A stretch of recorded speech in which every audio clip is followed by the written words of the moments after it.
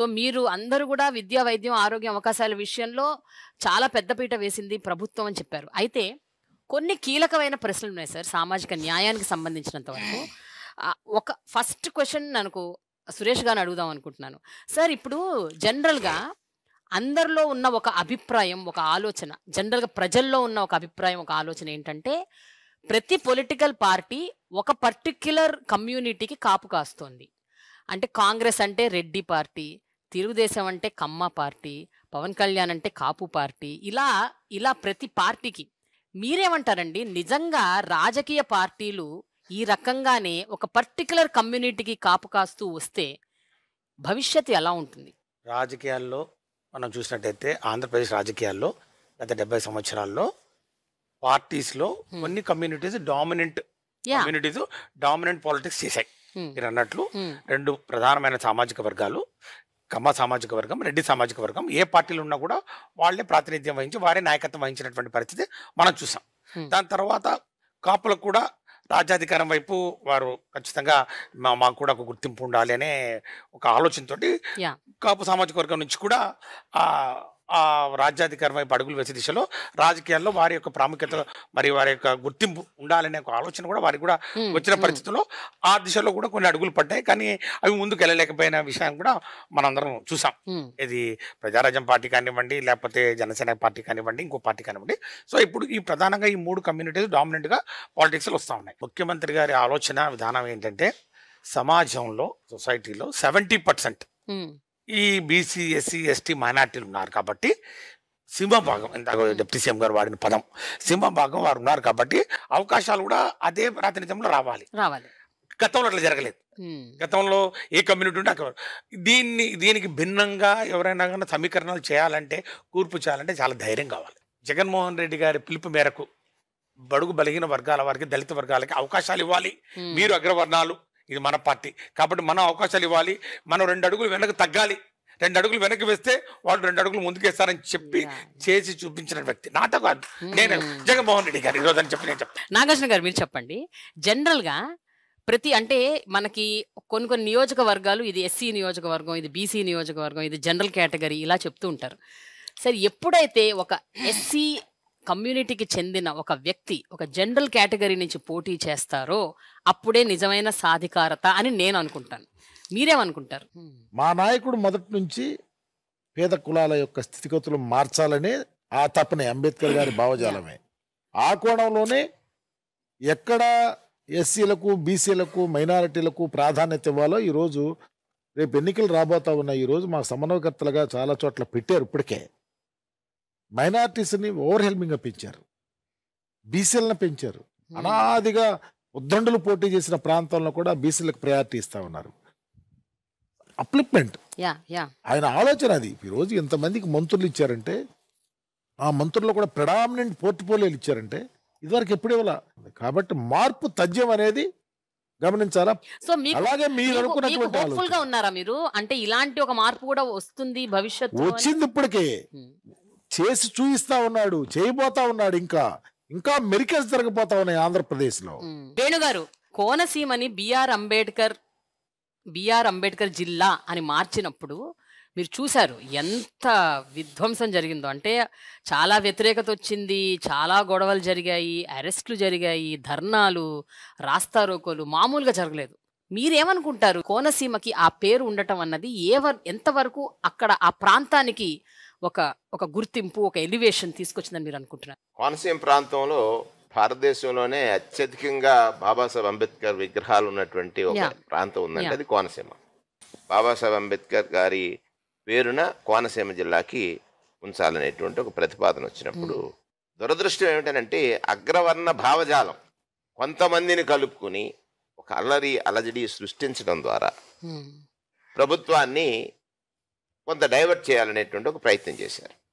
అదే సమయంలో ప్రతిపక్ష నాయకుడు చేసినటువంటి పాత్ర ఎలా ఉంది, ప్రతిపక్ష నాయకుడిని సపోర్ట్ చేస్తూ నిలబడినటువంటి వారి పాత్ర ఎలా ఉంది, ఇవన్నీ ప్రజలకు అర్థమైపోయినాయి. ఖచ్చితంగా రేపు జరిగేటువంటి ఎన్నికల్లో మా గురించి ఆలోచన చేస్తున్న నాయకుడి పట్ల అగ్రవర్ణ భావజాలం కలిగినటువంటి నాయకులు చేస్తున్నటువంటి కుట్రని అర్థం చేసుకున్నారు.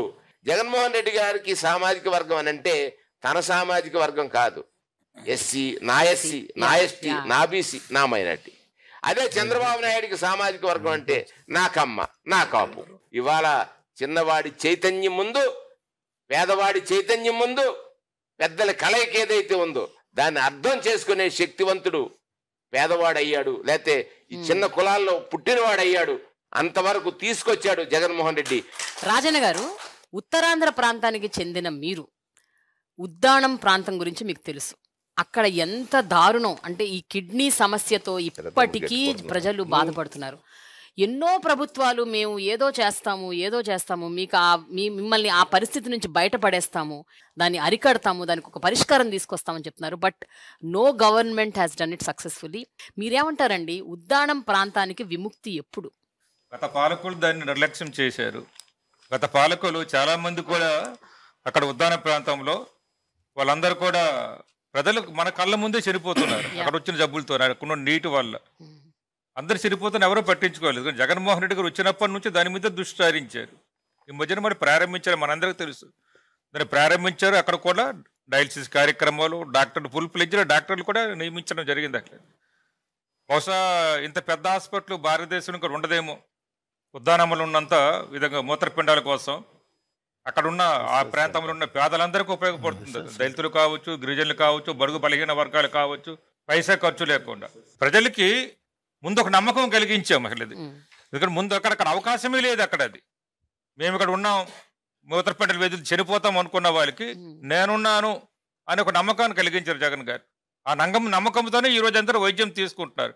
ఇంకా అంతకంటే ఇప్పుడు జరుగుతున్న దానికంటే ఇంకా 100 రెట్లు మంచిగా వైద్యం అందించడానికి ప్రభుత్వం జగన్మోహన్ రెడ్డి గారు కట్టుబడి ఉన్నారు. బహుశా ఇటువంటి ముఖ్యమంత్రి గారు దొరకడం నిజంగా ఉద్దాన ప్రజలందరూ కూడా అదృష్టవంతులని చెప్పాలి.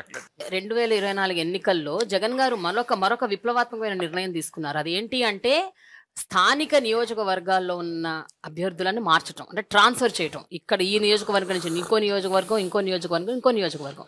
మీ విషయంలో కూడా అదే జరిగింది. ప్రజలు స్థానికంగా ఉన్న ఎమ్మెల్యేలకు అలవాటు పడతారు, ఆ అభ్యర్థికి అలవాటు పడతారు. వాళ్ళతో మాట్లాడటం, వాళ్ళతో ఒక అసోసియేషన్, ఒక బాండ్ డెవలప్ అవుతుంది. అది మార్చటం వల్ల ఎలాంటి ప్రాబ్లమ్స్ ఏమైనా క్రియేట్ అయ్యే అవకాశం ఉందా? ఈ పొలిటికల్ పార్టీలు రాజకీయాలు చేసే నేపథ్యంలో ఆ రాజకీయ పార్టీల అధినాయకుడి యొక్క పనితనం మీదే ఆధారపడి ఉంటాయి. ప్రాంతీయ పార్టీలు పర్టికులర్ గా జగన్మోహన్ రెడ్డి గారి బొమ్మ పెట్టుకొని మేము పోటీ చేస్తా ఉన్నాం. జగన్మోహన్ రెడ్డి గారు నన్ను వేమూరు నుంచి సంతనూతలపాడు నియోజకవర్గం మార్చారు. నేను సంతనూతలపాడుకి కొత్తవాడినైనా జగన్మోహన్ రెడ్డి గారి బొమ్మ, జగన్మోహన్ రెడ్డి గారి ఆదేశం, జగన్మోహన్ రెడ్డి గారి యొక్క కాన్సెప్ట్, జగన్మోహన్ రెడ్డి గారి పరితరం మమ్మల్ని గెలిపిస్తానికి సిద్ధంగా ఉన్నాయి. ఎందుకంటే ప్రజలను మోటివేట్ చేసుకో, పొలిటికల్ లీడర్స్ ఉంటారు ఆల్రెడీ, అక్కడ కూడా ఒక స్ట్రక్చర్ తయారై ఉంటుంది. ఆ స్ట్రక్చర్ని ఆపరేట్ చేసుకుంటా వెళ్తాం. కానీ పలికెడిది భాగవతమట, పలికించడి వాడు రామభద్రుండట, నే పలికిన బౌహరమగునని పలికించడి వాడు రామభద్రుడే. ఎలక్షన్ చేసి ఎలక్షన్ బొమ్మ తీసుకుని జగన్మోహన్ రెడ్డి గారు. కాబట్టి జగన్మోహన్ రెడ్డి గారిని చూసి ఓటేయాలి. నన్ను చూసి కాదు ఓటేసేది, నా పరితరం కాదు, ఉన్నది ఇన్స్ట్రుమెంట్. కాబట్టి వేమూరులో పోటీ చేయొచ్చు, సంతనూతలపాడులో పోటీ చేయొచ్చు. కానీ ఈ నేపథ్యం మొదటి నుంచి ఉన్నాయి. మిగిలిన పార్టీలు కూడా చేయలేదని లేదు. చంద్రబాబు నాయుడు ఏ ఊరు, ఎక్కడ పుట్టాడు, కుప్పంలో పోటీ చేయాల్సిన పని ఏంటి? అక్కడే ఉండొచ్చుగా, అక్కడ అమ్మా నాన్న బంధువులు ఉన్నారుగా. వాళ్ళ కొడుకు ఎక్కడ పోటీ చేస్తున్నాడు, ఎక్కడ పుట్టాడు? మంగళగిరిలో పోటీ చేస్తున్నాడు. ఎస్సీ బీసీలు ఉన్నటువంటి ప్రెడామినెంట్ ప్లేసెస్లో నువ్వు పోటీ చేస్తావు. ఆడ బామ్మరిది ఎక్కడున్నాడు? నిమ్మకూరు అతను బాలకృష్ణ హిందూపురంలో పోటీ చేశాడు. వాళ్ళు ఒక బూమరాంగ్ చేసే ఆలోచన ప్రజల్లో తీసుకొస్తున్నారు. దమ్ముండాలమ్మా. మా నాయకుడికి ఆ దమ్ము ఉంది. ఆ దమ్ముతో పాటు ఆ బొమ్మ తీసుకుని ప్రజలకు వెళ్ళే కెపాసిటీ మాకు